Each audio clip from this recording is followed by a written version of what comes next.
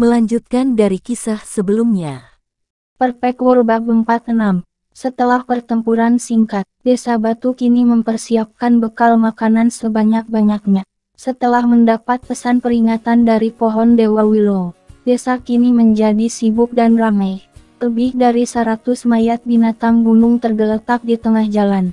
Kini ada banyak makanan untuk penduduk desa. Untuk mencegahnya membusuk, mereka harus menemukan cara untuk mengawetkan agar bisa disimpan untuk jangka waktu yang lama.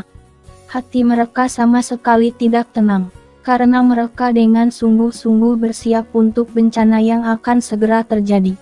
Sementara itu tidak terlalu jauh dari Desa Batu, tepatnya di bagian pegunungan binatang, jauh melampaui gunung, dua makhluk raksasa besar bertarung yang mengguncang langit dan bumi. Secara singkat terlihat meratakan gunung hanya dengan satu serangan. Beberapa tulang berharga yang memiliki simbol-simbol primitif terkondensasi pada mereka terjatuh ke bawah dan tersebar di mana-mana dalam pegunungan tak terbatas ini dan memperbaiki diri ke bagian dalam lembah. Ini adalah pertempuran sengit. Dua keberadaan yang tak terbayangkan sedang meletakkan simbol primitif mereka di dalam lembah gunung saat mereka bertempur dalam pertempuran hidup atau mati. Kamu dan burung pipit merah kecil itu sama-sama menderita dari pertarungan sebelumnya, jadi mundur adalah satu-satunya pilihanmu. Kata hijaunya hanya memancarkan cahaya dingin yang mengerikan, memperlihatkan niat membunuh yang tak ada habisnya. Pertempuran hebat berlanjut. Tiba-tiba, dari sisi lain jantung pegunungan, cahaya yang menyala-nyala melesat ke langit. Seekor burung merah kecil muncul saat bertarung dengan makhluk menakutkan lainnya dalam pertempuran yang mengguncang dunia. Aku tidak pernah mengira kamu masih hidup di dunia ini. Secara keseluruhan, ada 4 makhluk tertinggi, yang kekuatan menakutkannya melampaui semua imajinasi. Saat mereka bertarung, bahkan kera iblis, banteng iblis flaming dan keturunan arhaik kuat lainnya gemetar. Saat mereka bersembunyi di kejauhan tanpa jejak gerakan, di dalam Little Lonely Mountain Town para ahli terkejut. Bahkan ketika mereka mendengar suara-suara di kedalaman pegunungan, mereka menatap ke arah itu, dan melihat kabut kacau berputar-putar. Apa yang terjadi? Mungkinkah harta gunung itu benar-benar muncul? Dan bahwa mereka saat ini sedang bertempur dalam pertempuran terakhir yang menentukan untuk memperebutkannya. Teknik berharga yang tiada taranya diaktifkan. Langit dan bumi bergetar, semua orang ketakutan dan kewalahan. Pada saat ini jiwa mereka mulai berdenyut, dan banyak dari mereka berlutut di lantai. Sementara itu, klan petir kolam terapung besar beserta tunggangan, dan pasukan suku serigala emas semakin gemetar. Pohon willow saja sudah membuat mereka merasa takut, ditambah lagi keberadaan ini di jantung gunung. Mereka merasa bahwa tempat ini bukanlah tempat yang bisa ditinggali orang. Pilihan terbaik mereka adalah berbalik dan melarikan diri secepat mungkin. Tiba-tiba di tengah pegunungan yang tak terbatas, suara yang menggetarkan dunia bergema. Puing-puing menembus langit saat mereka meledak di udara. Kabut mulai menyebar menutupi seluruh pegunungan, cahaya abadi bergegas menuju langit. Keberuntungan melonjak seperti kelahiran harta paling berharga sejak penciptaan dunia. Itu melayang dan tenggelam di sana dan mengguncang seluruh wilayah terpencil. Harta karun gunung telah memasuki dunia. Pada saat ini tidak ada yang perlu mengatakan apa-apa. Semua orang tahu bahwa itu adalah objek ilahi yang memancarkan cahaya. Dengan suara gemuruh sisi jauh pegunungan mulai mendidih dan pertempuran meningkat dengan ganas. 4 makhluk yang sangat kuat berjuang hidup dan mati untuk harta gunung yang baru saja muncul. Dunia sempurna. Bab 47. Di ujung terjauh pegunungan, aura mengerikan mengejutkan dunia saat 4 makhluk besar terlibat dalam pertempuran keras. Sama seperti kelahiran dunia baru. Api terkadang menembus langit, kabut hitam terkadang menutupi matahari dan terkadang batang besi terbang menjejaki langit yang luas. Ini adalah pertempuran yang mengejutkan dunia. Jika bukan karena 10 atau lebih tulang berharga di dalam lembah yang menekan pegunungan yang luas ini, akan sulit membayangkan keadaan tanah ini sekarang dalam kabut kacau ini. Teriakan burung menembus langit. Burung pipit merah kecil yang berapi-api bertarung dengan marah melawan lawannya dalam jarak dekat. Raungan besar mengguncang langit dan bumi. Tawannya menelan gunung dan sungai serta memiliki aura agung yang mengabaikan dunia. Cahaya multiwarna meledak ke langit untuk menekan api yang menyala.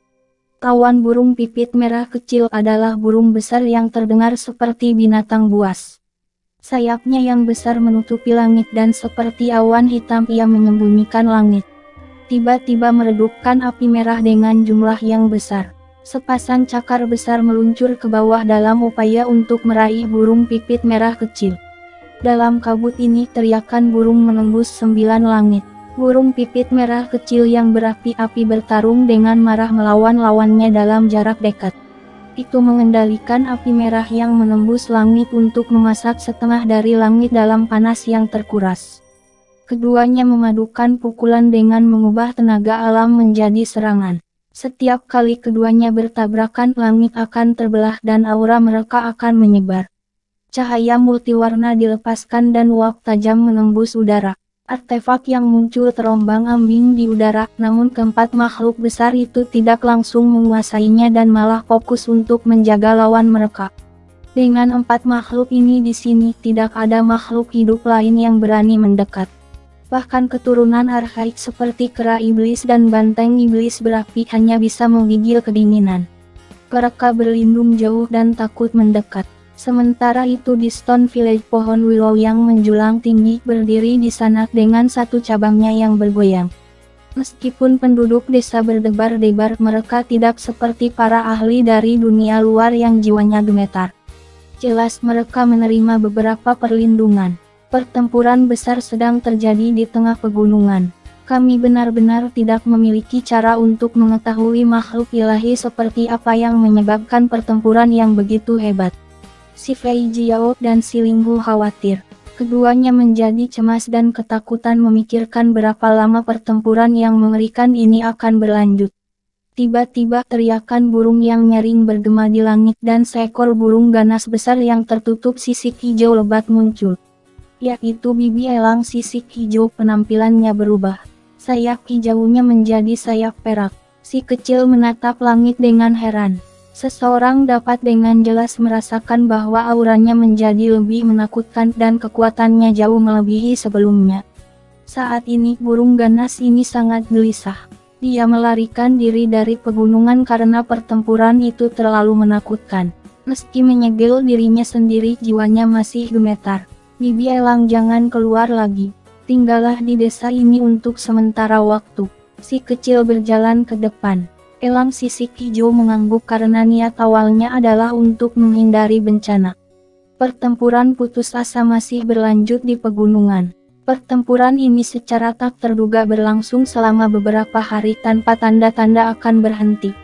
Semua klan akhirnya melarikan diri kembali dari mana mereka berasal, tetapi jantung mereka masih berdetak tak henti-hentinya.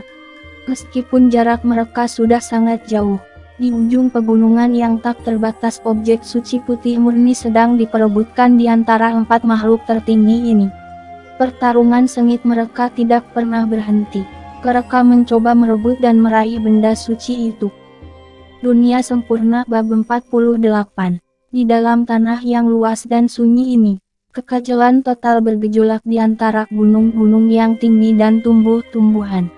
Binatang buas purba meraung, burung-burung ganas menghantam langit. Seluruh wilayah ini benar-benar pecah.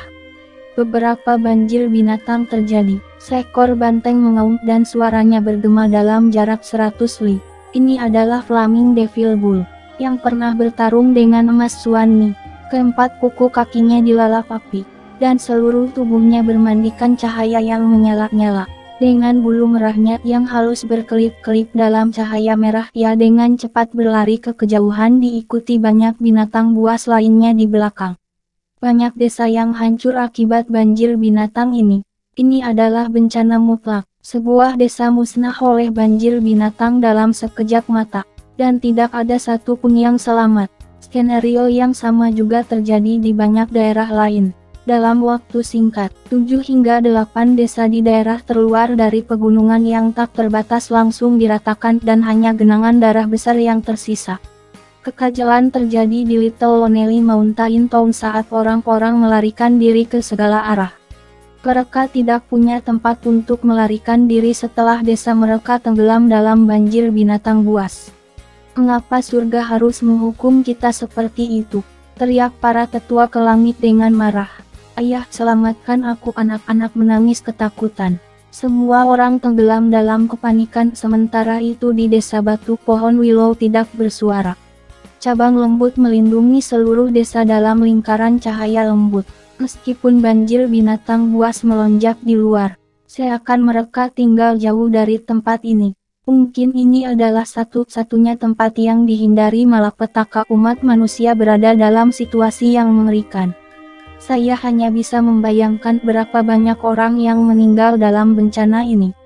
Saya khawatir desa-desa terdekat tidak ada lagi. Beberapa tetua berbicara dalam kesedihan.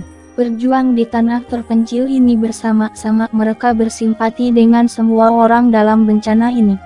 Hari ini darah segar dari banyak suku tumpah ke bumi. Burung-burung ganas dan binatang buas mengamuk saat mereka menelan wilayah itu dalam bencana. Dunia sempurna, bab 49. Pertempuran kacau masih berlangsung sengit dan terlihat semakin menakutkan. Ini adalah pertempuran hidup dan mati. Burung iblis besar ini menggunakan teknik berharga iblisnya yang tak tertandingi. Suara mengerikan bergema di udara seolah-olah itu berasal dari 9 neraka. Menyerang makhluk yang memegang batang besi itu. Cahaya hitam berkembang saat seluruh langit dipenuhi dengan bulu hitam pekat. Tiba-tiba mereka semua berubah menjadi tungku hitam yang lebih besar. Auranya mengintimidasi namun megah saat berdiri di antara langit dan bumi. Ini adalah tungku bumi surgawi besar. Makhluk besar itu menghembuskan udara panas seperti banteng sambil mengacungkan tongkat besinya dan sebuah mata vertikal muncul di antara alisnya. Pada saat yang bersamaan, cahaya keemasan berkembang. Simbol memenuhi langit saat berubah menjadi pedang abadi sebelum memotong menuju tungku. Pertempuran hidup dan mati mereka akhirnya dimulai. Di sisi lain, burung pipit merah terlibat dalam pertarungan sengit dengan binatang buas besar. Api bertabrakan dengan cakar besar. Suara denting pertempuran bergema di langit dan bumi. Mereka bertempur dalam pertempuran hebat ini di sepanjang jalan. Dalam keliling 100.000 lig tidak ada bentuk kehidupan lain yang akan ada lagi. Hanya dengan darah yang mewarnai gunung dan sungai yang bisa dianggap indah. Binatang buas yang diselimuti kabut tebal itu berdiri di antara langit dan bumi. Mata hijau hantunya mencerminkan niat membunuh yang menakutkan, yang telah memerintahkan lebih dari 10.000 binatang buas untuk melakukan pembantaian. Memisahkan diri dari burung pipit merah kecil dan bergegas ke kejauhan menuju ujung cakrawala. Terlihat itu seekor burung pipit merah kecil mengejar dari belakang dengan mulut terbuka lebar.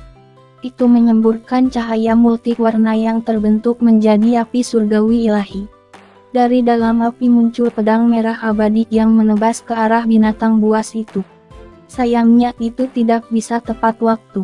Tubuh makhluk besar yang berada di awan membuka mulutnya yang besar. Langsung menelan seluruh wilayah seolah-olah itu adalah lautan darah. Sial, binatang buas macam apa ini, bagaimana bisa begitu kuat? Burung pipit merah kecil ingin mencegah hal ini terjadi. Tetapi manusia terlalu lemah. Sedikit kekuatan saja sudah menyebabkan tubuh manusia mereka meledak dan berubah menjadi kabut berdarah. Cahaya iblis bergegas ke ujung terjauh dari bumi terbuka saat itu juga menelan setiap makhluk hidup di jalannya. Puluhan juta orang di dalam klan Gunung Ungu semuanya banjir berdarah. Bahkan roh penjaga yang kuat itu tidak memiliki kekuatan untuk membalas. Itu meledak menjadi kabut berdarah di udara saat melayang ke mulut binatang besar itu. Klan Gunung Ungu dimusnahkan. Selain Zishan Hou yang keberadaannya tidak jelas, tidak ada satu orang pun yang selamat. Burung pipit merah kecil itu marah.